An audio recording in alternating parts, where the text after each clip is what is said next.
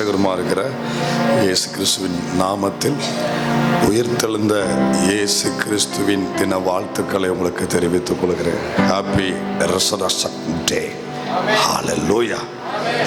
பக்கத்தில் ஒரு 2 பேர்ட்ட கை கொடுத்து சொல்லுங்க பார்க்கலாம். உயிர்த்தெழுந்த இயேசு கிறிஸ்துவின் நாமத்தில் வாழ்த்துக்கள்.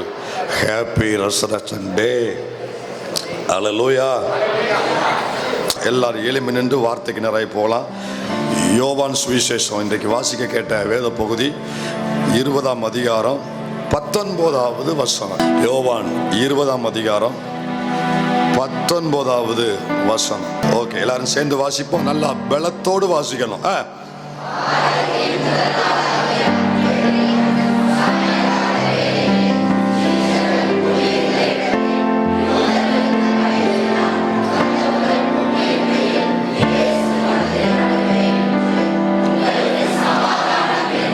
உங்களுக்கு சமாதானம். பக்கத்தில் உள்ளவங்களை பார்த்து உங்களுக்கு சமாதானம். ஹல்லேலூயா. உயிர்த்தெழுந்த இயேசு கிறிஸ்துவின் சந்திப்பு. உயிர்த்தெழுந்த இயேசு கிறிஸ்துவின் சந்திப்பு. அன்றைக்கு இயேசு உயிர்த்தெழுந்த பிற்பாடு தன் சீசர்களை கூட்டமாக இருக்கும் பொழுது பல முறை அவர்களை சந்தித்து இருக்கிறார். 500 பேருக்கு அதிகமாக இருக்கும் பொழுதும் அந்த பெரும் கூட்டத்தையும் அவர் சந்தித்திருக்கிறார். இப்படி பல கட்டங்களாக உயிர்த்தெழுந்த இயேசு தன்னை தன் சீசர்களுக்கும் ஜனங்களுக்கும் பல நேரங்களிலே வெளிப்படுத்தி இருக்கிறார். ஆனால் இவைகள் எல்லாவற்றை விட இதில் விசேஷமாய் நாம் எடுத்துக்கொள்ள வேண்டியது என்னன்னா, வெகு சிலரை, ஒரு சிலரை மட்டும் இயேசு உயிர்த்தெழுந்த பிற்பாடு பர்சனலா, இண்டிவிஜுவலா, தனியா அவர்களை கர்த்தர் சந்தித்திருக்கிறார். அந்த தனித்து சந்திக்கிற அனுபவம் தான் ரொம்ப முக்கியத்துவம் வாய்ந்ததாக கருதப்படும். இப்போ எல்லாருக்காகவும் நான் பொதுவாக ஜெபிக்கிறது, அது எல்லாருக்கும் பொதுவானது. இப்போ சில அவசியப்படும் பொழுது உங்கள் தனிப்பட்ட, உங்களுடைய இண்டிவிஜுவலாக உங்கள் வீட்டுக்கு நாங்கள் வந்து உங்களை தனியாக விசாரித்து உங்களுக்காக ஜெபிக்கும் பொழுது அதில் ஒரு சின்ன என்ன உண்டாகுது, ஒரு ஆனந்தம் உண்டாகுது. இப்போ நீங்களெல்லாம் சொன்னால் நீங்கள் சிரிப்பீங்களா? இப்போது சிஎம் மாறாரு, பொதுவாக ஒரு கட்சி கூட்டம் நடத்திட்டு அம்மா வந்து உன் வீட்டுக்கு வாரேன்னு சிஎம் சொல்கிறாரு. நீ என்ன செய்வ? சும்மா இருப்ப? எத்தனை செல்ஃபி எடுப்ப? சிஎம் வந்தாருன்னா அந்த வீடு எப்படி இருக்கும், உன் மனசு எப்படி இருக்கும், உன் இருதயம் எப்படி இருக்கும்? அவ்வளோ பேர் இருக்கும் பொழுது உங்கள் வீட்டுக்கு மட்டும் அவர் வந்தாருன்னா, அத்தாடி, இப்போ கவுன்சிலர் கூட வரமாட்டேங்க, அப்போவே உன்னை கையில் பிடிக்க முடியல, அவர் வந்தாருன்னா என்னத்துக்காகும்? அதெல்லாம் வரல, சரி விடுங்க. அப்போது இது தனித்து வருகிற இந்த சந்திப்பு, இண்டிவிஜுவல் விசிட்டேஷன், இது வந்து ரொம்ப முக்கியத்துவம் வாய்ந்தது. இயேசு உயிர்த்தெழுந்த பிற்பாடு கூட்டமாய் ஜனங்களை, சீசர்களை சந்தித்ததை பார்க்கிலும் வெகு சிலரை, விரல் விட்டு எண்ணக்கூடிய நபர்களை மட்டும்தான் இண்டிவிஜுவலா தேவன் இயேசு அவர்களை சந்தித்திருக்கிறார். அது யார் யாருன்னு சொல்லி ஒரு ஆராய்ச்சி பண்ணுங்க. 1 வருஷம் டை எடுத்துக்கோங்க. அடுத்த வருஷம் இதே மாதிரி ஆராதனை வரும்பொழுது வந்து சொல்லுங்க. சரியா? சரி, இப்போ செய்தியை கேளுங்க. அதுல ஒரு 3 நபர் முக்கியத்துவம் வாய்ந்த நபர்கள். 3 பேரை தனித்து அவர்களுக்காக, அந்த ஒரு நபருக்காக, அவர்களுக்காக தனித்து வந்து இயேசு அவர்களை சந்தித்தார். அப்படி சந்திக்கப்பட்ட 3 பேர்ல ஒரே ஒரு நபருடைய வாழ்க்கையில அங்க என்னென்னலாம் நடந்துச்சு அப்படிங்கிறத ரத்தின சுருக்கமா நேரத்துக்கு உட்பட்டு நம்ம தியானிக்கலாம். மார்க் சுவிசேஷம் 16ஆம் அதிகாரம் 9ஆம் வசனம். மார்க் 16:9. வாரத்தின் முதலாம் நாள் அதிகாலையிலே இயேசு எழுந்திருந்த பின்பு மகதலேனா மரியாளுக்கு முதல் தரிசனமானார். முதல் தரிசனமானார் சொல்லப்பட்டிருக்கா அல்லது எப்படி சொல்லப்பட்டிருக்கு? வெரி ஃபர்ஸ்ட் டைம், முதல் தரிசனமானார். உயிர்த்தெழுந்த இயேசுவை முதல் பார்க்கக்கூடிய பாக்கியம் யாரு கிடைச்சிச்சு? மகதலேனா மரியாள், மேரி மேக்தலின். அவள் லைஃப்ல சில விஷயத்தை பார்த்து நம்ம ஜெபிச்சு முடிக்க போறோம். மறுபடியும் கேட்கிறேன், உயிர்த்தெழுந்த இயேசுவை முதல் முறை பார்க்கக்கூடிய பாக்கியம் யாருக்கு கிடைச்சிச்சு? எங்க இயேசுவை அதிகமா நேசிக்கிற யோவான் இருக்காரு, அவரை விட்டுட்டாரு. இயேசுவுக்காக துடிப்புடன் செயல்படுகிற பேதுரு இருந்தாரு, அவரையும் விட்டுட்டாரு. இப்படி 11 பேர் இருக்கிறாங்க, அவர் கூடயே இருந்தவங்க. இவங்க எவனையுமே செலக்ட் பண்ணல. ஆனா யாரைத்தான் செலக்ட் பண்ணாரு? யார? என்ன காரணம் நீங்க நினைக்கிறீங்க? இவனுங்களெல்லாம் விட்டுட்டு இந்த அம்மாவை ஆண்டவர் செலக்ட் பண்ணி அவளுக்கு முதலாவது போய் இந்த காட்சியை தன் தரிசனத்தை கொடுத்துருக்காங்க. என்ன காரணம் நீங்க நினைக்கிறீங்க? இவனுங்களை விட்டுட்டு அந்த அம்மாவை செலக்ட் பண்ணி என்ன காரணம் நீங்க நினைக்கிறீங்க? நீங்க சாயங்காலமானு சொல்ல மாட்டீங்க, நான் நினைக்கிறேன் சொல்லிட்டு நான் செய்திக்கு போறேன். அந்த நாட்களில் வாட்ஸ்அப் கிடையாது, அந்த நாட்களில் மீடியா கிடையாது, அந்த நாட்களில் ஆல் இண்டியா ரேடியோ கிடையாது, அந்த நாட்களில் வால் போஸ்ட் கிடையாது. அதனால வால் போஸ்ட் செலவு இல்லாமல், 4G 5G செலவு இல்லாமல், வாட்ஸ்அப் செலவு இல்லாமல் ஒரு செய்தி உலகத்துக்கு போகணும்னா யார்கிட்ட சொன்னா போகணுங்கிறது நல்ல ஆண்டவர் அறிந்து அதை கொண்டு போய் சேர்த்திருக்காரு. நம்ம ஆட்களுக்கு சொன்னா அப்படியான்ட்டு அவன் வாட்டில் போய் சாப்பிட்டு தூங்கிடுவான். ஆனால் அம்மாமார்கிட்ட நான் உங்களை சொல்லலை, நான் மேரி மேக்தின் சொல்கிறேன். ஒரு சகோதரிட்ட போய் ஒரு காரியம் அதுன்னு சொல்லும்போது ஒரு வார்த்தையை கூட்டி சொல்லுங்க, யாருக்கிட்டையும் என்ன செஞ்சிடாத, அதையும் சேர்த்து சொல்லுங்க. அப்போ தான் அது ரொம்ப அது பின்னால் ராக்கெட்டை மாட்டி விட்ட மாதிரி போகும். அது பாருங்களேன், இப்போ இயேசு உயிர்த்தெழுந்தாரு செய்தி இப்போ எங்கெல்லாம் அறியப்பட்டிருக்கு சொல்லுங்க. நான் என்ன நீங்க முறைக்கலாம் கூடாது. இப்போ நான் பிராக்டிக்கலாக பேசுறேன். இயேசு உயிர்த்தெழுந்தாரு செய்தி கோவில்பட்டிக்கு மட்டும்தான் தெரியுமா? எங்கெல்லாம் அறியப்பட்டிருக்கு? எல்லாரும் சொல்லுங்க. உலகமுள்ள அறியப்பட்டிருக்கு. ஆனா உலகமுள்ள போன செய்தி முதல்ல யாருக்கு போச்சு? போதுமா? இது போதுமா? இன்னும் வேணுமான்றேன். கவனிங்க, இது சிரிப்புக்காக சொல்லப்பட்ட ஒரு காரியமா இருந்தாலும் உண்மை என்ன அப்படின்னா ஆண்டவர் இந்த சகோதரிய இந்த தாயை தெரிந்து கொள்ள காரணம் என்ன தெரியுமா? அது காரணம் அதான் பிரசங்கம். கவனிங்க, இவளுடைய கடந்த கால வாழ்க்கை சொல்லக்கூடிய அளவுக்கு பிரமாதமா இல்லை. இவளுடைய கடந்த கால வாழ்க்கை வேதனைக்குரியதாக, அடிமைத்தனத்துக்குரியதாக, இவள் கடந்த கால வாழ்க்கை விமர்சனத்துக்குரியதாக, இவள் கடந்த கால வாழ்க்கை முற்றிலும் சிறையிருப்புக்குரியதாகவே இருந்தது. அதுக்கு அடுத்த வசனத்தை வாசிங்க. மார்க் 16:10 வாசிங்க. அவளிடத்திலிருந்து அவர் 7 பிசாசுகளை துரத்தி இருந்தார். இதுதான் அவளுடைய கடந்த கால வாழ்க்கை. இவருடைய கடந்த கால வாழ்க்கை, ஒருத்தனுக்கு ஒரு பிசாசு பிடிச்சாலே அவனை கொண்டு ஊரை விட்டு ஒதுக்கி வச்சிருந்தாங்க. 7 பிசாசு. அவ குடும்பம் எப்படி அவளை நடத்திருக்குன்னு யோசித்து பாருங்க. சமுதாயம் அவளை எப்படி பார்த்துருக்குன்னு யோசித்து பாருங்க.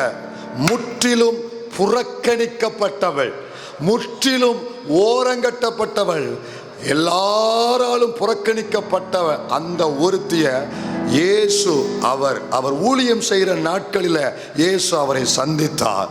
அந்த இயேசுவுக்கு அவள் வாழ்வில் இடம் கொடுத்தாள். அவளுக்கு விடுதலை உண்டானது, மீட்பு கிடைத்தது. இயேசு யாரை சந்திக்கிறாரோ திட்டமில்லாமல் சந்திக்க மாட்டார். அவர்களை மீட்க வேண்டும் என்கிற ஒரு திட்டத்தை இருதயத்தில் வைத்து அவர் சந்திக்கிறார். அவர் சந்திப்பு உண்டானால் அவர்களுக்கு மாபெரும் மீட்பு உண்டாகும்.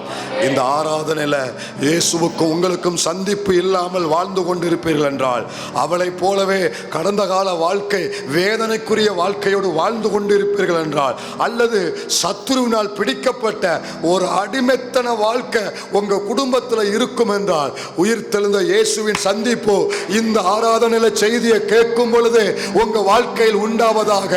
அந்த நேரத்தில் விடுதலையும் மீட்பும் உண்டாவதாக. அதை கொடுக்க இந்த இயேசு வல்லவர். தம்பி, தங்கச்சி, உன் வாழ்க்கையில விட முடியாத சில அடிமைத்தனத்துக்குள்ள நீ இருப்பாயானால் இந்த கேளு. இதுக்கு மேல உனக்கு தருணம் இல்லை. இந்த செய்தியை ஒரு ஜெபத்தோடு கேட்டுக்கொண்டிரு. ஆண்டவரே, அவளை விடுவித்தவர் என்னையும் சந்தித்து விடுவிப்பீராக என்கிற ஒரு ஜெபத்தோடு கேட்டுக்கொண்டு. இவளை இயேசு ஏன் சந்தித்தார்? விசிட்டேஷன் இங்க ஏற்பட அவசியம் என்ன? இண்டிவிஜுவல் விசிட்டேஷன் ஏற்பட அவசியம் என்ன? இயேசுவை சந்தித்த நோக்கம் என்ன? அவசியம் என்னன்னா, சிம்பிளா சொல்றேன், அவளுக்கு ரிவார்டு கொடுக்க, ரிவார்டு கொடுக்க, பிரதிபலன் கொடுக்க. என்ன கொடுக்க? பிரதிபலன் கொடுப்பதற்காக அவளை சந்திக்கிறார். அவளுக்கு கொடுத்தே ஆக வேண்டும் என்று தேவன் தீர்மானித்தார். அவளை விடக்கூடாது, அவளுக்கு ஒரு பிரதிபலன் கொடுக்கணும் அப்படின்னு இயேசு தீர்மானித்து அதற்காகவே அவளை சந்தித்தார். நீங்க கவனிச்சாதான் புரியும். அப்படி அவளுக்கு பிரதிபலன் கொடுக்கக்கூடிய அளவுக்கு அவ வாழ்க்கையில என்ன காணப்பட்டுச்சு, பிரதிபலன் கொடுக்கக்கூடிய அளவுக்கு அவ என்ன செய்தா, அவ செயல் என்ன? இந்த ஆராதனையில இயேசு என் பக்கத்துல வந்து நிற்பார் என்றால், நிற்கிறார், உலாவுகிறார், இருக்கிறார் என்றால், என் பக்கத்துல வருவாரானால் எனக்கு பிரதிபலன் கொடுக்கக்கூடிய அளவுக்கு என் வாழ்க்கையில செயல் இருக்கா? அவளுக்கு இருந்துச்சு. அவளுக்கு பிரதிபலன் கொடுக்கும்படி இயேசு அன்னைக்கு அவளை சந்தித்தார். இண்டிவிஜுவல் விசிட்டேஷன், அவளுக்கு பிரதிபலன் கொடுப்பதற்காக. அப்படி அவ வாழ்க்கையில என்ன அவ செய்தா, என்ன காணப்பட்டுச்சு? இப்ப மறுபடியும் அங்க வரணும். நீங்க வேத பகுதி வாசித்தோம்ல, யோவான் 20க்கு வரணும். யோவான் 20 தான் முழு செய்தி அங்க இருக்கு. யோவான் 20 சொல்லப்படுற என்ன அவளுக்கு பிரதிபலன் கொடுக்கக்கூடிய அளவுக்கு அவட்ட என்ன காணப்பட்டுச்சு? யோவான் 20 முதல் வசனத்தை எல்லாரும் சேர்ந்து வாசிங்க.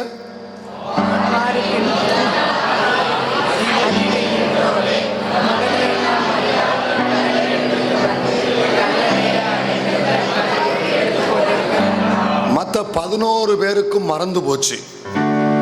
மற்ற 11 பேரும் மறந்துட்டாங்க, கல்லறையை மறந்துட்டாங்க, எல்லாத்தையும் மறந்துட்டாங்க. ஒரு கூட்டம் பயந்து போய் உள்ள இருக்கு, ஒரு கூட்டம் நம்ம வேலையை பார்ப்போம் அப்படின்ட்டு போகுது. ஆனா அவ்வளவு பேருக்குள்ள இவள் ஒருத்திக்கு மட்டும்தான் தேவனை தேட வேண்டும் என்கிற ஒரு எண்ணம் வருது. இவள் ஒருத்திக்கு மட்டும்தான் தேவனை தேட வேண்டும் என்கிற வாஞ்ச வருது. இன்னொன்னு சொல்றேன், வழக்கத்துக்காக வரல, வாஞ்சைக்காக அவ வந்தா. போன வாரம் ஆராதனைக்கு வந்த, இன்னைக்கும் போகணும், இதுக்கு பேரு வழக்கம். இந்த வாரம் வந்த, அடுத்த வாரமும் வரணும், இதுக்கு பேர் வழக்கம். இந்த வழக்கத்துக்காக, அட்டெண்டன்ஸ்க்காக அவ அன்னைக்கு வரல. ரட்சகர் மேல உள்ள பிரியம், ரட்சகரை தேட வேண்டும் என்கிற வாஞ்ச, துடிப்பு அவளை உறங்க விடவில்லை. வந்திருக்கிற உங்களை என்னையும் பார்த்து உயிர்த்தெழுந்த இயேசு கேட்கிறாரு, வழக்கத்துக்காக நீ வாரையா, இல்ல வாஞ்சையினால நீ வாரையா? ஒருவேளை ஆரம்ப நாட்கள்ல கட்டாயப்படுத்தி நீ வந்திருப்ப, வழக்கத்துக்கு வந்திருப்ப. இப்போவும் அதே இடத்துல நீ இருக்கக்கூடாது. உன் வாஞ்சையின் நிமித்தம் நீ என்னை தேட வேண்டும். அத்தனை பேரும் மறந்து வீட்டுல இருக்கிறாங்க, இவன் ஒருத்தி மட்டும் தேவனை தேடி வாரா. இதை விட என்ன தெரியுமாங்க, அவரை தேடி வருவதற்கு அவர் செலுத்தின கரையத்தை பாருங்க. மறுபடியும் அதே வசனத்தை வாசிங்க. வாரத்தின் முதல் நாள் காலை அதிக இருட்டோடே. என்னங்க? அதிக இருட்டோடே. இல்ல, எனக்கு கேட்கல இன்னும். என்னது? ஆமா, அதிகாலைன்னு மட்டும் சொல்லல, அதிக. ஏன்னா சில அதிகாலைன்னு போட்டா சில ஆட்களுக்கு 11 மணி தான் அதிகாலை. பிறந்ததுல இருந்து இப்ப வரைக்கும் சில ஆட்க 5 மணியை பார்த்ததே இல்லை, தெரியுமா? அதிக இருட்டோடு அதிகாலையில எழும்புறான்னா என்ன அர்த்தம் தெரியுமா? முந்தின நாளிலே பிளான் பண்ணிட்டான். நைட்டு தூங்கும் போதே நாளைக்கு காலையில சீக்கிரத்துல எழும்பி வேகமா நம்ம ஆண்டவரை பார்க்கறதுக்காக கல்லறைக்கு போக வேண்டும் என்று முந்தின நாளே திட்டம் பண்ணிட்டா. தேவனை தேட வேண்டும் என்கிற வாஞ்ச முந்தின நாளே காலையிலேயே இருட்டோட எழும்பக்கூடிய ஒரு கரையம். இதை விட இன்னொன்னு சொல்லட்டுமா?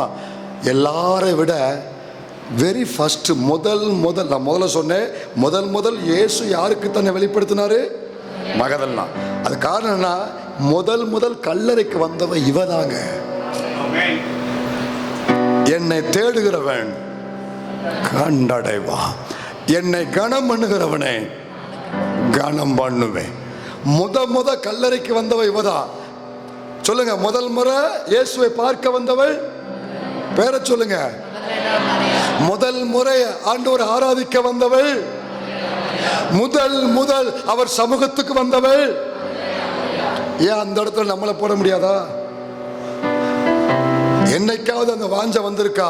தேவ காரியத்துல முதல் நான் இருக்கணும். ஒரு உபவாச ஜபம்னா முதல் ஆளா நான் இருக்கணும். ஆராதனைனா முதல் ஆளா நான் இருக்கணும். வாஞ்ச வந்திருக்கா? அந்த வாஞ்ச வரணும். முதல்ல வாஞ்ச வந்தா தான் வாழ்க்கைய அதுக்குள்ள நம்ம அமைக்க முடியும். நல்லா கவனிங்க, தேவ சமூகத்துக்கு போ. இன்னைக்கு உள்ள கல்ச்சர் ஏதோ ஒரு 15 நிமிஷம், அரை மணி நேரம் அந்த செய்தி நேரத்தில் ஏதோ ஒரு 2 வார்த்தை என் காதில் விழணும், சமூகத்துக்கு போய் வந்தேன்னு ஒரு திருப்தி இருக்கணும். இப்படிங்கிற ஒரு கலாச்சாரம் இந்த தலைமுறைக்குள்ளே போய்கிட்டு இருக்குங்க. இந்த தலைமுறைக்குள்ள உருவாகி கொண்டு இருக்குது. ஆனால் ஒன்றை மறந்துடாதீங்க, ஆராதனைக்காக துடிப்புடன் ஓடி வந்த முற்பிதாக்கள் நடந்த பாதையில் நீங்களும் நானும் போய்கொண்டிருக்கிறோம். ஆராதனையை அசட்ட பண்ணக்கூடிய ஒரு தலைமுறைகள் எழும்பி கொண்டிருக்கிற நாட்களில் இந்த சபையோ ஆராதனையை கனப்படுத்தி ஆராதனை நாயகரை அல்லேலூயா உயர்த்தி, தேவ சமூகம் என்றாலே அது ஒரு உள்ளான வாஞ்சையாக மொத்த சபைக்கு உருவாக வேண்டும். ஆராதனை சந்தோஷமான நாள்.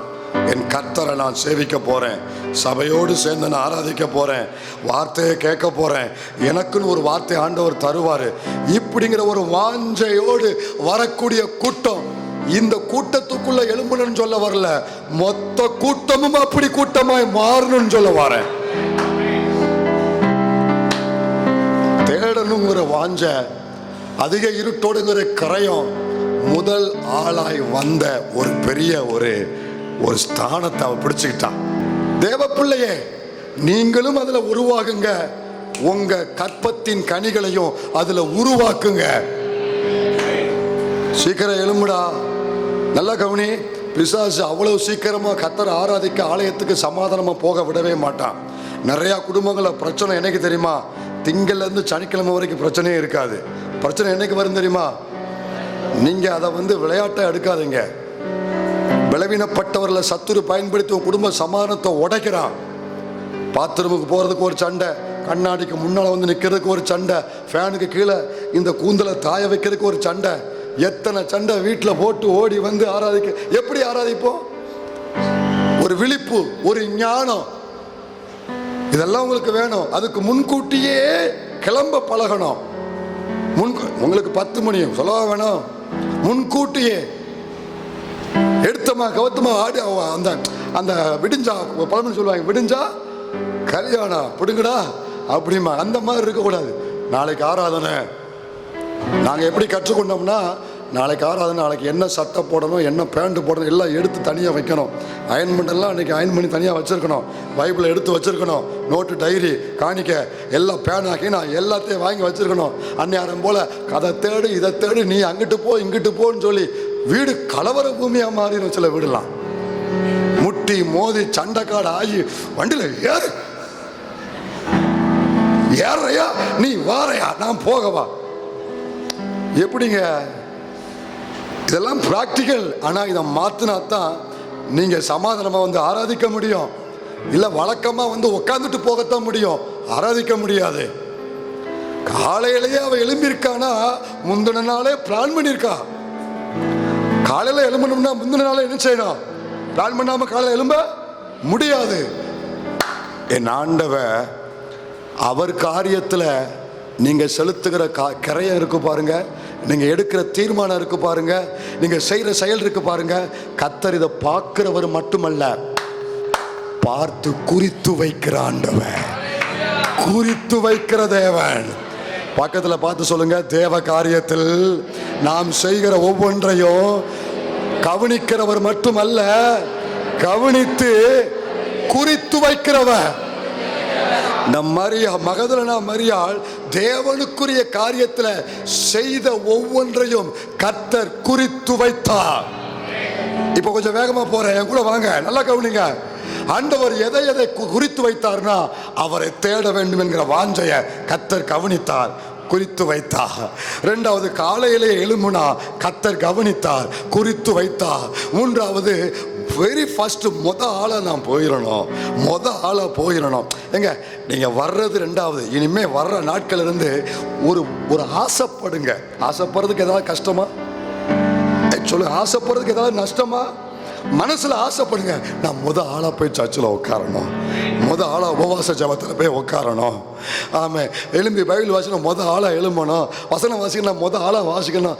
அதுல ஒரு தீர்மானம், நான் ஜபிக்கணும், நான் வசனம் வாசிக்கணும், நான் ஆலயத்துக்கு ஆளா போகணும். கர்த்தர் கவனிக்கிறார், நோட் பண்ணி வைக்கிறார். சரி, இப்ப கூட வாங்க, இதெல்லாம் ஆண்டவர் பார்த்துட்டாரா?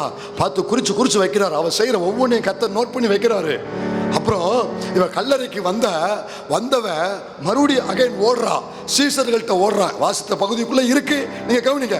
சீசர்களுக்குள்ள ஓடுறா, ஓடிட்டு போய் சொல்லிட்டு அகைன் மறுபடியும் ஓடி வாரா. கல்லறை திறந்திருக்கு, கல்லு புரட்டப்பட்டிருக்கு. மறுபடியும் ஓடி வந்துட்டு மறுபடியும் உள்ள போறா, ரெண்டாவது முறையும் உள்ள போறா. என்ன தெரியுது? முதல்ல அவரை பார்க்க வேண்டும் என்கிற வாஞ்சை இருந்தது. ரெண்டாவது, அந்த வாஞ்சையில உறுதியாயிருந்தா. அவர் விஷயத்துல ஒரு டிசிஷன் எடுத்துட்டானா அதுல உறுதியா இருக்கா. விடவே மாட்டேன், நீர் என்னை ஆசீர்வதித்தால் ஒழிய உம்மை விடுவது இல்லைன்ற மாதிரி உறுதியா இருக்கா. கவனிங்க, கர்த்தர் அதை பார்த்தாரு. வாரா, பார்க்கிறா, போறா, ரெண்டாவது வாரா, மறுபடியும் என்ன தேடுறா. அந்த உறுதியை பார்க்கிறாரு, உறுதியை குறிச்சு வைக்காரு. என் விஷயத்துல இவ உறுதியா இருக்கா. ஒரு முயற்சி எடுத்துட்டு விடல, ரெண்டாவது முறையும் வாரா. அந்த உறுதியை கர்த்தர் நோட் பண்ணி வைக்கிறாரு. கவனிங்க, எல்லாரும் ஜெபிக்கிறோம், எல்லாரும் ஆராதிக்கிறோம், ஆனா அதுல ஒரு உறுதி இருக்கா? ஒரு முறை ஜெபிச்சேன், கிடைக்கல, கொடுக்கல அப்படின்னு சோர்ந்து போறியா? ஒரு உறுதி உனக்கு வேணும். ஒரு உறுதியோடு, கிடைக்கிற வரைக்கும் நான் விட மாட்டேன், அவரை தேடி கண்டுபிடிக்கிற வரைக்கும் நான் விட மாட்டேன், அவரிடத்துல பெற்றுக்கொள்ளுகிற வரைக்கும் நான் விட மாட்டேன். உறுதி, அந்த உறுதி. அப்புறம் பார்த்தீங்கன்னா மறுபடியும் ஒரு குழப்பம் வருது அவளுக்கு. அவள் மனதில் ஒரு குழப்பம் வருது. என்ன குழப்பம்னா, அவளுக்குள்ள ஒரு பெரிய குழப்பம் வருது. அதாவது சீசர்கள் எல்லாரும் ஓடிட்டாங்க. இப்போ இவன் மனசுல அவர் இல்லை, அவரை யாரோ எடுத்துட்டு போயிட்டாங்க போல, அவரை யாரோ கொண்டு போயிட்டாங்க போல. ஒரு தனி மனுஷங்க, ஒரு பெண்ணுங்க, அவளுக்குள்ள ஒரு குழப்பம் வருது. அவரை பார்க்கணும்னு வாரா, அகைன் மறுபடியும் ஓடி வாரா, பார்க்க முடியல. உள்ளுக்குள்ள ஒரு குழப்பம் வருது, ஒரு சந்தேகம் வருது. யாரோ எடுத்துட்டு போயிட்டாங்க போல, என்ன செய்ய, ஏது செய்ய? இந்த குழப்பம் வந்தாலும் அங்கேயே நிக்கா. நல்லா கவனிங்க, அங்கேயே நிக்கா. குழப்பம் வந்தாலும் அவரை தேடுகிறதுல, அவரை கண்டுபிடிக்கிறதுல, அவரை ஆராதிக்கிறதுல, இதுல அவ உறுதியா இருக்கா. இப்படி சொல்ற, அவரை தேட வேண்டும் என்கிற அந்த எண்ணத்தை, அவளுக்குள்ள வந்த குழப்பம் உடைப்பதற்கு அவள் விடவில்லை, உடைப்பதற்கு அவள் விடவில்லை. தேவ பிள்ளையை என்ன கவனிங்க, கர்த்தர் விஷயத்துல நீங்க தீர்மானம் எடுத்து முன் சென்று நீங்க நடந்து வரும் பொழுது, ஏதோ ஒரு விஷயத்தை தீர்மானத்தோடு நீங்க கடந்து வரும் பொழுது, சில கொஞ்ச நேரத்துக்குள்ளேயே அந்த விஷயத்துல ஒரு குழப்பம் உங்க சிந்தனையை ஆட்கொள்ளும். ஒரு குழப்பம் வரும். நான் போற பாதை சரிதானா அல்ல தப்பா, செய்யக்கூடாதா, செய்யணுமா, ஐயோ என்ன செய்யணும் தெரியலையே, நடக்குமா நடக்கான்னு தெரியலையே, கிடைக்குமா கிடைக்கான்னு தெரியலையே. கர்த்தர் விஷயத்துல நீ முன் போகும் பொழுது, நீ முற்போக்கோடு செயல்படும் பொழுது ஒரு குழப்பம் வரும். ஒன்னு சொல்றேன் கவனி, தேவனுக்குரிய காரியத்துல நீ எடுத்த அந்த தீர்மானம், என் கைய கவனி, இந்த தீர்மானத்தை இந்த குழப்பம் போய் உடைக்கிறதுக்கு நீ விடக்கூடாது. தேவன் மேல விசுவாசத்தை இந்த குழப்பம் போய் உடைக்கிறதுக்கு நீ விடக்கூடாது. அவரை பின்பற்றுகிற வைராக்கியத்தை, இந்த குழப்பம் வரும் போகும், அது வரட்டும் போட்டோம், ஆனா இங்க இருக்கிற விசுவாசத்தை, இங்க இருக்கிற வாஞ்சைய, இங்க இருக்கிற வைராக்கியத்தை, இங்க இருக்கிற குழப்பம் போய் உடைச்சு தகர்ப்பதற்கு நான் ஒருபோது இடம் கொடுக்க மாட்டேன். வாழ்க்கையில எல்லாமே தலையில மாறி போச்சு. இங்க இருக்கிற விசுவாசத்தை பத்திரமா பார்த்து கொண்டான். அவனுடைய சூழ்நிலை விசுவாசத்தை தொடுவதற்கு அனுமதிக்கவில்லை. மரியாளுடைய சிந்தனையில எழுப்பின குழப்பம் அவரை தேட வேண்டும் என்கிற இருதயத்தில் உள்ள தீர்மானத்தை உடைப்பதற்கு, தகர்ப்பதற்கு அவள் இடம் கொடுக்கவில்லை. புரிஞ்சவங்க 10 பேர் இருந்தா போதும். நீ கர்த்தர் விஷயத்துல இருதயத்தில் எடுக்கிற தீர்மானத்தை உடைக்க உன் மூளையில சில எண்ணங்கள் வரும். இருதயத்தில் இருக்கிற டெடிகேஷனை உடைப்பதற்கு, அர்ப்பணத்தை உடைப்பதற்கு உன் மூளையில சில வேண்டாத எண்ணங்கள் வரும். ஒருபோதும் மூளையில எழும்புற எண்ணங்கள், சிந்தனைகள், இருதயத்தில் உள்ள பிரதிஷ்டையை உடைப்பதற்கு இந்த பிள்ளைங்க ஒருபோதும் ஒப்பு கொடுக்க கூடாது.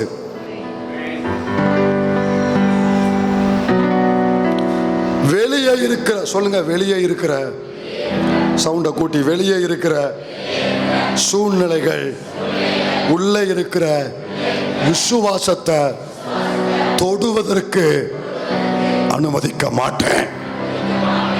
அனுமதிக்க கூடாது. அப்படி அலோவ் பண்றவங்க தான் வாழ்க்கையில தேவனை தேடுகிறதுல இருந்து பின்வாங்கி போயிருந்தாங்க. இப்ப வர கர்த்தர் பார்த்தாரு, மனசு சிந்தனையில குழப்பம் வருது, ஆனா இருதயத்துல தீர்மானம் மட்டும் மாறவே இல்லை. புரியுதா உங்களுக்கு? சிந்தனையில என்ன வருது? குழப்பம் வருது, ஆனா இருதயத்தில் உள்ள கர்த்தரை தேடணும், அவரை பார்க்கணுங்கிற அந்த தீர்மானம் என்ன செய்யல? கர்த்தர் குறிச்சு வச்சாரு. அடுத்து ஒரு நேரம் ஆகிக்கிட்டே இருக்கு. ஒரு வாராரு, தோட்டக்காரரை போல பார்க்கறா, பேசிக்கிட்டு இருக்கா. ஆனா அவ இருதயத்தில் உள்ளபடி தேவனை பார்க்க முடியல, அவர் குரலை கேட்க முடியல, அவளை பொறுத்தவரையில அவரை சந்திக்க முடியல. அப்போ அவ விஷயத்துல தாமதம். என்ன ஏற்படுகிறது? முதல் வசனத்துல அவள் எதை தேடி வந்தாலோ அது எத்தனாவது வசனத்துல தான் அவ கண்டடைறா தெரியுமா? 16 தான் கண்டுபிடிக்கா. கவனிங்க, அவ தேடினது எந்த வசனம்? முதல் வசனம். ஆனா கண்டுபிடிச்சது எப்போ? 16ல. இடையில 15 வசனங்கள்ல அவளுக்கு ஏற்பட்டது நீண்ட தாமதம்.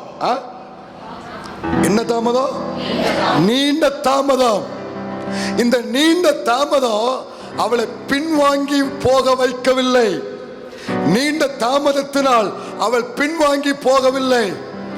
ஒரு நாள் ஆலயத்துக்கு வந்துட்டு, ஒரு முறை சபைக்கு வந்துட்டு, ஒரு ஆராதனைக்கு வந்துட்டு, நிறைய பேர் வாழ்க்கையில காரியம் நடக்கலன்னு உடனே பின்வாங்கி போய் விடுகிறோம்.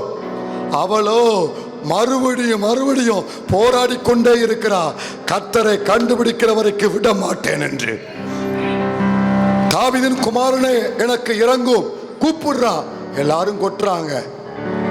அவன் கூப்பிடுறான், இவன் கொட்டுறான். இவன் கொட்டுனா அவன் கூட்டுறான். நீ கொட்டு, நானு கூட்டுவேன். எதை கூட்டுவேன்? ஜபத்தை கூட்டுவேன். எதை கூட்டுவேன்? ஊழியத்தை கூட்டுவேன். தேவனை தேடுகிற கூட்டுறான். தாமதம் தொடருது. ஆனாலும் அவனுக்கு ஏற்பட்ட தாமதம் அவன் விசுவாசத்தை தொடுவதற்கு அவன் அனுமதிக்கல, உறுதியை தொடுவதற்கு அனுமதிக்கல. கூப்பிட்டுக்கிட்டே இருக்கிறான். இயேசு நின்றாரு. வாழ்க்கையில தாமதம், நீண்ட காலம் தாமதத்தில் இருக்கியா தேவ பிள்ளையே? இன்னும் நடக்கலையா? இன்னும் காரியம் கைகூடி வரலையா? தூரத்துல இருந்து இன்னும் மறுபடியும் வாழ்க்கையில கண்ணு கெட்டின தூரம், பாதை இல்லாத சூழ்நிலை உன் வாழ்க்கையை தொடருதா? நீண்ட காலம் தாமதமாக இருந்தாலும் அவர் விஷயத்துல பின்வாங்கி போயிடாத. யாருக்கு தெரியும், விடியக்கூடிய நேரம் உன் தாமதத்துக்கு முற்றுப்புள்ளி வைக்கிற நேரமாக இருக்கலாம். உன் தாமதத்துக்கு கர்த்தர் முற்றுப்புள்ளி வைக்கிற நேரமாக இருக்கலாம். நீண்ட தாமதத்தினால ஒருபோதும் பின்வாங்கிறாத. அதிக குழப்பத்தினாலையும் பின்வாங்காத, நீண்ட தாமதத்தினாலையும் பின்வாங்காத. சரி, இது எல்லாத்தையும் கர்த்தர், எத்தனை சொன்னேன் எண்ணி பார்த்துக்கோங்க. இது எல்லாத்தையும் கர்த்தர் குறித்து வைக்கிறாரு. இவ்வளவு காரியம் குறித்து வைக்கிறாரு. கடைசியா ஒரு காரியம் வெரி பியூட்டிஃபுல். 13 வசனம் வாசிங்க, அதோட முடிக்கிறேன். 20:13, யோவான் 20:13. அவர்கள் அவளை நோக்கி, ஸ்திரீயே ஏன் அழுகிறாய் என்றார்கள். அதற்கு அவள், என் ஆண்டவரை எடுத்துக்கொண்டு போய்விட்டார்கள். என்ன சொல்றா? என் ஆண்டவர். இயேசுவை எடுத்துக்கொண்டு போய்விட்டார்கள் என்றாளா? என் ஆண்டவரை. இயேசுவை எடுத்துக்கொண்டு போய்விட்டார்கள். என் ஆண்டவரை எடுத்துக்கொண்டு. யாரு பைபிள்ல எப்படி இருக்கா அப்படி வாசிங்க. இயேசுவை எடுத்துக்கொண்டு போய்விட்டார்கள். என் ஆண்டவரை எடுத்துக்கொண்டு போய்விட்டார்கள். என் என்ன கவனிங்க, சூழ்நிலை படு பயங்கரம். இந்த இயேசுவோடு கூட இருந்தாலே அவனையும் தொங்க விடுவாங்க. இயேசுவோடு கூட இருந்தவன் கண்டுபிடிச்சாலே தொங்க விடுவாங்க. அவர் பேரை சொன்னாலே தொங்க விடுவாங்க. அவரை பின்பற்றுவன் தெரிஞ்சா கண்டிப்பா அவனுக்கும் மரணம் நிச்சயம். ஆட்களை தேடிக்கொண்டிருக்கிறாங்க. ரோம அரசாங்கம் தேடிக்கொண்டிருக்க. எல்லாரும் ஒளிஞ்சிருக்கா. ஐயோ, உயிருக்கு பயந்து ஒளிஞ்சிருக்கா. கூட வந்த சீஷர்கள், நான் உமக்காக நான் ஜீவனை கொடுப்பேன்னு சொன்ன முதற்கொண்டு ஒளிஞ்சிருக்கா. எல்லா பேரும் ஒளிஞ்சிருக்கா. ஆனா இவளோ, அவர் இயேசு மட்டுமல்ல, என்னுடைய ஆண்டவர், என்னுடைய ஆண்டவர். அவளுக்கு தெரியும். அவரை பின்பற்றுகிறவள் தெரிஞ்சா நிச்சயம் மரணம் நிச்சயம் அவளுக்கு தெரியும். தெரிஞ்சும் சூழ்நிலையை காரணம் காட்டி தேவனை தூரப்படுத்த விரும்பல. ஜீவனை விடக்கூடிய நேரம் வந்தாலும் பரவாயில்ல, இவர் என்னுடைய தேவன், இவர் என்னுடைய தேவன்.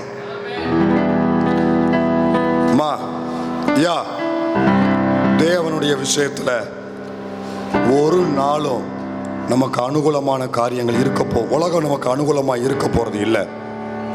சூழ்நிலைகள் அனுகூலமா இருக்க போறது இல்லை.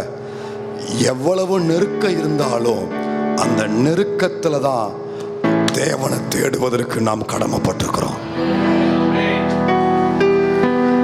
எவ்வளவு நெருக்கம் வந்தாலும் அந்த நெருக்கத்துல தான் கர்த்தரை தேட நம்ம கடமைப்பட்டிருக்கிறோம்.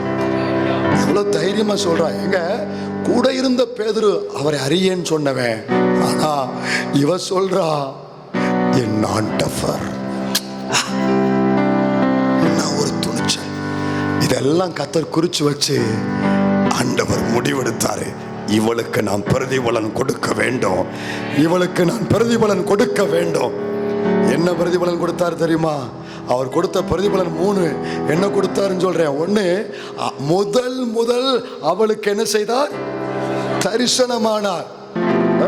வசனம் அப்படித்தான் இருக்கு. முதல் எத்தனை தடவை வருது? எத்தனை தடவை வருது? முதல். ஏன் 2 தடவை வருதுன்னா, சவுல் இஸ்ரவேல் தேசத்தினுடைய எத்தனாவது ராஜா? முதல் ராஜா. சவுல் முதல் ராஜா. ஆனா அந்த முதல் என்கிற பேர் அவனுக்கு கொடுக்கப்பட்டுச்சு. ஆனா அவன் இழந்துட்டான். கீழ்ப்படியாமை நிமித்தம் இழந்துட்டான். கர்த்தருக்கு கீழ்ப்படியாமை நிமித்தம் அதுக்கு பாத்திரவான அவன் இல்லை. அந்த பேர் அடிபட்டு போச்சு. அப்புறம் ஆலயத்தை கட்டினது யாரு? தேவ ஆலயத்தை கட்டக்கூடிய வாய்ப்பு யாரு கிடைச்சிச்சு? சாலமோன் தான் முதல் ஆலயத்தை கட்டினா. அவனும் தன் கீழ்ப்படியாமையினால அந்த பேருக்குரிய ஸ்தானத்தை இழந்துட்டான். அவங்களுக்கெல்லாம் முதல் ஒரே ஒரு வார்த்தை தான், அவங்களுக்கு முதல் என்கிற ஒரு வார்த்தை இழந்துட்டான். இவள் அப்படிப்பட்டவள் அல்ல, இவளோ அப்படிப்பட்டவள் அல்ல. இன்னைக்கு வரைக்கு உலகம் பேசக்கூடிய அளவுக்கு உறுதியா நின்றவள். எனவே அவளுக்கு ஆண்டவர் ஒரு வார்த்தையோடு முடிக்க விரும்பல.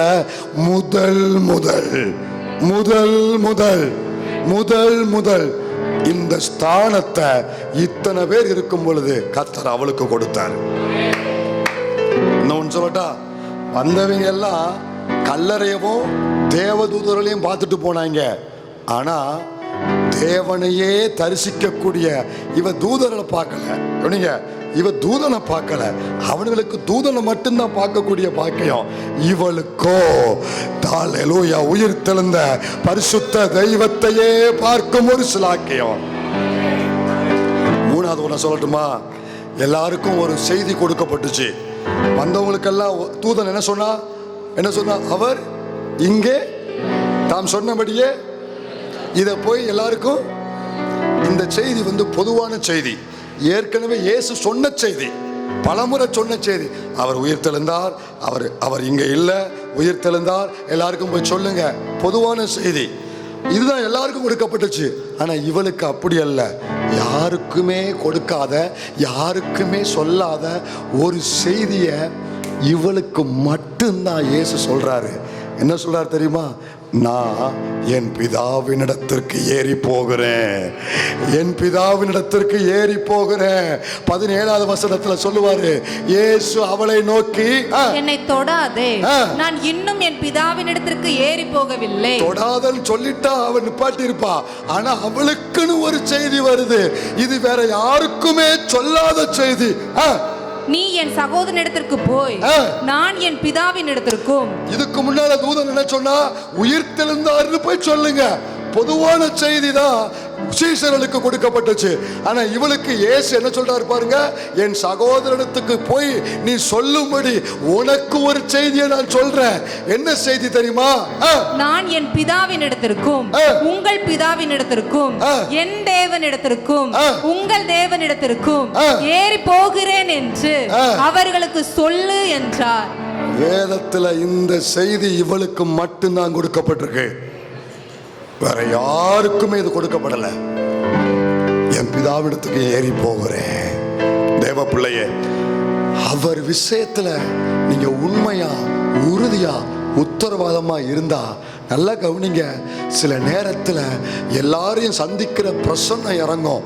ஆனா உன்னை சந்திக்கக்கூடிய உனக்குன்னு பொதுவான செய்தி எல்லாருக்கும் வரும். கலங்காத, உன் கண்ணீரை துடைப்பாரு, தைரியமாயிரு, உன்னை விட்டு விலகுவதில்லை, இதெல்லாம் பொதுவான செய்தி.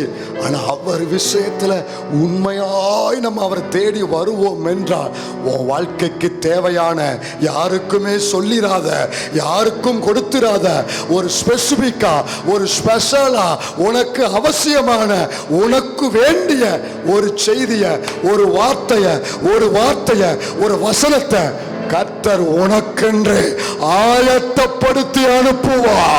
உனக்காகவே முன்குறித்து அனுப்புவா. உனக்காகவே அதை தெரிந்து கொண்டு பேசுவா. அந்த வார்த்தை உன்னை மட்டும்தான் தொடும், உன்னை மட்டும்தான் எழுப்போம்.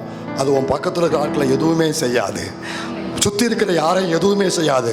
ஆனால் ஒன்றை அந்த வார்த்தை உயிர்ப்பிக்கும், பலப்படுத்தும். அப்படி யாரையும் ஒன்றும் செய்யாத ஒரு வார்த்தை உங்களை மட்டும் பலப்படுத்துதுன்னா இது உங்களுக்கான வார்த்தை, உங்களுக்காய் முன்குறிக்கப்பட்ட செய்தி, உன்னை உயிர்ப்பிக்கும்படி தேவன் அனுப்பின வார்த்தை. அல்லேலூயா. எத்தனை பேர் ஆமென் சொல்றீங்க? ஆண்டவன் நம்மகிட்ட கேட்குறாரு, என்ன வழக்கமா வர்ற மாதிரி மட்டும் வராத இனிமே. அது எனக்கு கஷ்டமா இருக்கு, அது எனக்கு ரொம்ப கஷ்டமா இருக்கு. வழக்கமா வர்ற மாதிரி மட்டும் வராத, ஒரு வாஞ்சையோடு வா, என் சமூகத்துக்கு வாஞ்சையோடு வா, அவளை மாதிரி ஒரு வைராக்கியமா வா, ஒரு உறுதியோடு வா. எத்தனை பேர் அர்ப்பணிக்க விரும்புகிறோம்? எல்லாரையும் முழங்கால. எத்தனை பேர் வாய் திறந்து ஆண்டோட சொல்ல போறீங்க, வழக்கத்துக்காக வரமாட்டேன், வாஞ்சை நாள் வருவேன், கரையன் செலுத்தி வருவேன், தீர்மானத்தோடு வருவேன், நீர் என்னை ஆசீர்வதிக்காம உம்மை விடுவதில்லை என்கிற உறுதியோடு வருவேன். குழப்பம் வந்தாலும் உமக்குரிய தீர்மானத்தை நான் ஒரு நாளும் அதிலிருந்து பின்வாங்க மாட்டேன். தாமதம் ஆனாலும் சரி, என் விசுவாசத்திலிருந்து தளர்ந்து போக மாட்டேன். சூழ்நிலை எவ்வளவு மோசமா இருந்தாலும் சரி, நீர் என்னுடைய ஆண்டவர், அவர் என்னுடைய ஆண்டவர். You are my master. நீர் என்னுடைய தேவன். இந்த அர்ப்பணத்துக்கு எங்களை ஒப்பு கொடுக்கிறோம்ப்பா. ஜனத்தை ஆசீர்வதியும், நீரே மகிமைப்படும். அடுத்த வாரம் ஆராதனைக்காக ஒரு வினாடி எல்லாரும் ஒருமித்து ஜெபம் பண்ணுங்க. அடுத்த வாரம் ஆராதனை தேவ வல்லமை, தேவ மகிமை, ஹல்லேலூயா, அங்க வெளிப்படும்படி. நன்றி அப்பா. அந்த வளாக மைதானம் முழுவதிலும் வா, உங்க ஆளுக, உங்க கரம் அங்க நீட்டப்படணும். நன்றி அப்பா. மகிமை வெளிப்படணும். கிருபை கிருபை கிருபை கிருபை கிருபை. நீர் பெருக நாங்கள் சிறுக வேண்டும்.